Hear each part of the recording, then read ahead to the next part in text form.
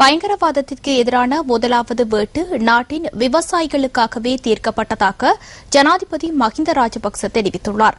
கமநல அமைப்பு அதிகாரிகள் மற்றும் பிரதிநிதிகளுடன் இன்று அலரி மாளிகையில் இடம்பெற்ற சந்திப்பின் போதே ஜனாதிபதி இவ்வாறு தெரிவித்தார்.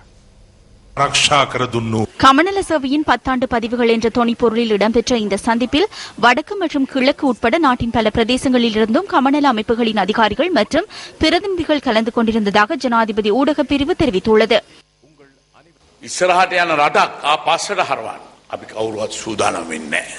முன்னோக்கி செல்கின்ற நாட்டை மீளவும் திருப்புவதற்கு நாம் தயாரில்லை. அதை நினைவில் வைத்துக் கொள்ளுங்கள்.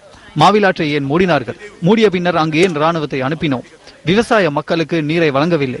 விவசாயத்திற்கு நீர் தேவை. விவசாய மக்களை காப்பாற்ற அங்கு இராணுவத்தினரை அனுப்ப வேண்டிய தேவை ஏற்பட்டது. அதுதான் முதலாவது வேட்டு. அங்கு ஆரம்பித்த யுத்தம் பிரிவினைவாதத்தை இல்லாது செய்து சுதந்திரத்தை பெற்றுக் கொடுத்தது.